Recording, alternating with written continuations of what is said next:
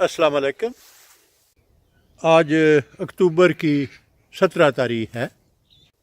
अभी चंद दिन पहले अनार की एक शाख पे जो मैंने एयर लेयरिंग की थी उसे मैंने काट के तो गमले में डाला है और उसका वीडियो बनाया, तो मुझे महसूस हुआ कि मुझे ये भी बताना चाहिए एयर लेयरिंग किस तरह की जाती है। तो अभी मैं इस वीडियो में आपको एयर लेयरिंग का एक तरीका बताऊंगा। एयर लेयरिंग या इसे मार कोटिंग भी कहते हैं।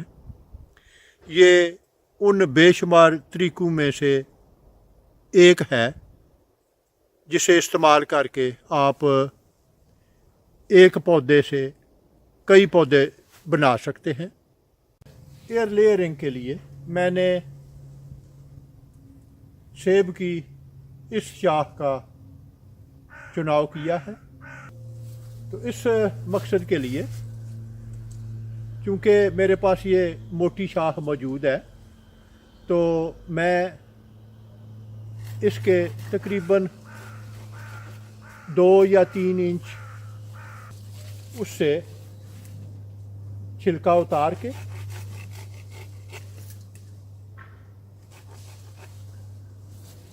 तो कैम्बियम की जो लेयर है उसे मैं चाकू की मदद से स्क्रैच करके तो ख़त्म करूँगा।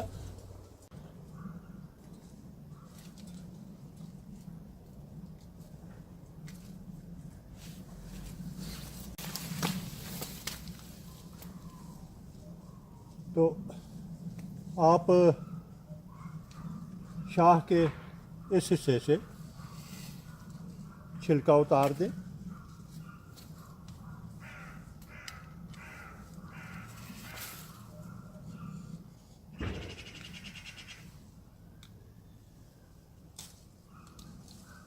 अगर आप ये काम मौसम बहार या उस वक़्त करें जब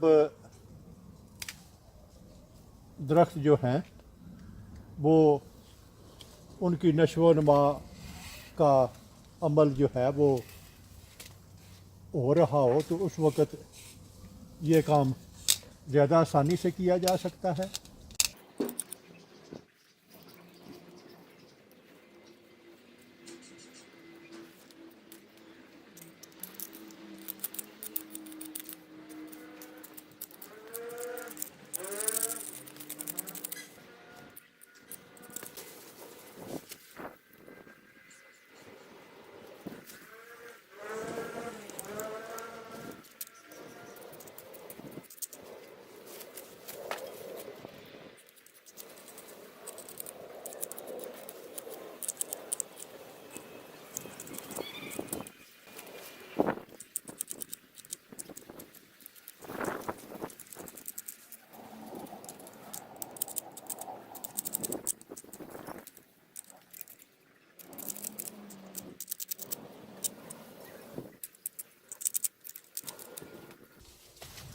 अभी मैंने शाह के इस हिस्से से कैम्बियम की लेयर को स्क्रैच करके तो उतार दिया है। ये बात ध्यान में रखें कि अगर कैम्बियम की लेयर को आप मुकम्मल तौर पे नहीं उतारेंगे तो ये एयर लेयरिंग कामयाब नहीं होगी। इससे अगले मरहले में आप कोई भी चीज़ इस्तेमाल कर सकते हैं। मसलन प्लास्टिक का ये गिलास इस्तेमाल किया जा सकता है, ये बोतल इस्तेमाल की जा सकती है, या आप इसके गिर्द प्लास्टिक लपेट के तो उसमें आप कंपोस्ट या कोई भी ऐसी चीज़ भर दें जिसमें दरख्त की जड़ें आसानी के साथ उग जाएं। मैं इस मकसद के लिए ये पानी की एक बोतल का निचला हिस्सा भी मैंने काट दिया है और ढकने के नज़दीक बलाई हिस्सा भी मैंने काट के तो इसे अलहदा कर दिया है। और मैं इसे सबसे ज़्यादा इसलिए पसंद करता हूँ कि इसमें आसानी के साथ कंपोस्ट भरी जा सकेगी। तो अभी इस मकसद के लिए मैं ऊपर से नीचे तक एक कट लगा के, तो ये बाटल जो है ये आपके सामने है। इस तरह आप दरख्त की शाखों को मज़ीद कोई नुकसान पहुंचाए बगैर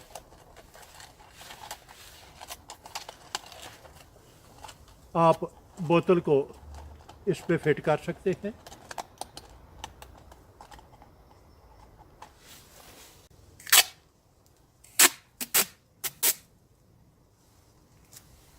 इससे अगले मरहले में मैं ये टेप लगा के तो इस कटाई को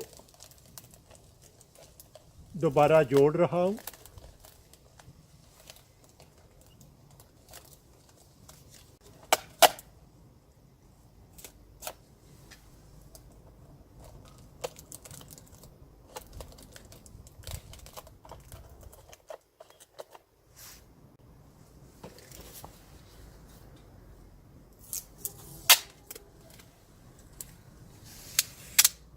इसके निचले हिस्से पे मैं टेप का एक मज़ीद बंद लगा दूंगा ताकि कंपोस्ट वगैरह इससे यहाँ से बाहर ना निकले। इसमें थोड़ी सी गुंजाइश रहने दें ताकि अगर किसी जगह से बारिश का पानी इसमें दाखिल हो तो उसकी निकासी जो है उसका रास्ता मौजूद हो।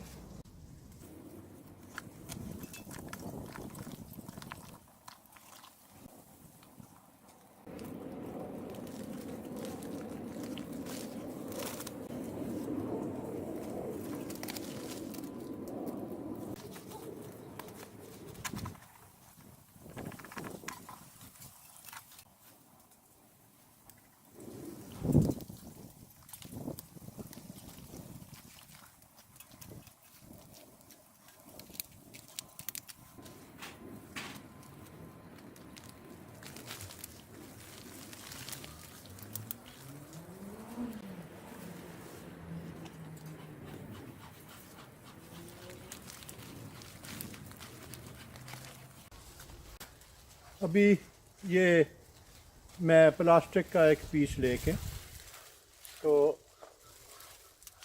इसके ऊपरी हिस्से को बिल्कुल इस तरह सील कर दूंगा कि यहाँ से बारिश का पानी इसके अंदर दाखिल ना हो सके। इस शाख को मैंने इसके गिर्द प्लास्टिक लपेट के तो उस पे रबर बैंड चढ़ा दिया है और यही अमल मैं इस शाख के गिर्द भी कर दूंगा। कंपोस्ट को सिर्फ उसमें नमी रहनी चाहिए। अभी ये जो फालतू प्लास्टिक है इसे मैं बोतल के गिर्द बांध दूंगा। यह कोशिश करनी चाहिए कि इसमें बारिश का पानी अंदर ना दाखिल हो सके। और अगर आप 2 महीने इंतज़ार करें तो आप देख सकेंगे कि इस दौरान इसमें से जड़ें निकल के तो बोतल में जो कंपोस्ट है उसमें बढ़ना शुरू हो जाएंगी। तो आपको अंदाज़ा हो जाएगा कि आपका जो एयर लेयरिंग का तरीका है वो कामयाब है। और कामयाबी की सूरत में जब आप देखें कि इसमें से जड़ें निकल आई हैं, तो यहाँ से बोतल के निचले से यहाँ से शाख को काट दें तो आपके पास एक नया पौधा तैयार होगा। ये तो था एयर लेयरिंग का अमल। इसके लिए सबसे बेहतर वक्त जो है वो मौसम बहार का आगाज़ है। अगर आप मौसम बहार के आगाज़ में एयर लेयरिंग का अमल करें तो वो ज़्यादा मुफीद साबित होगा, और 4-6 हफ्ते के बाद आप देखेंगे कि उसमें से जड़ें निकलना शुरू हो गई हैं। मैं ये अमल इस वक्त इसलिए कर रहा हूँ कि जब पाकिस्तान, इंडिया में मौसम बहार शुरू होगा तो यहाँ उस वक्त सख्त सर्दी होगी, अक्सर औकात बर्फ़बारी हो रही होती है। शायद मैं बर वक्त ये काम ना कर सकूं। ये जो तरीका है ये है जिससे एयर लेयरिंग की जाती है। और अगर आप सही तरीके से 1 या 2 इंच शाख के हिस्से से छिलका उतार के कैम्बियम, मुकम्मल तौर पे कैम्बियम की जो बारीक सी लेयर है उसको लकड़ी से हटा दें तो इंशाअल्लाह एयर लेयरिंग का ये अमल कामयाब होगा। आखिर में ये तारीख का लेबल इसी तरीके को इस्तेमाल करते हुए मैंने अनार के इस पौधे पे मज़ीद 5 एयर लेयरिंग की है। अगर आपको मेरा काम पसंद आए तो अपने दोस्त, अहबाब और रिश्तेदारों के साथ शेयर करें। मेरा वजूद इस वसी दुनिया में एक छोटे से छोटे नुक्ते से भी कई मिलियन छोटा है। अगर आप एक दफ़ा मुझे गुम कर देंगे तो फिर शायद आपके लिए मुझे ढूंढ निकालना मुश्किल हो जाए। तो क्यों ना इससे बचने के लिए आप मेरे चैनल को सब्सक्राइब करें, तो आपके लिए मुझ तक रसाई आसान होगी। शुक्रिया।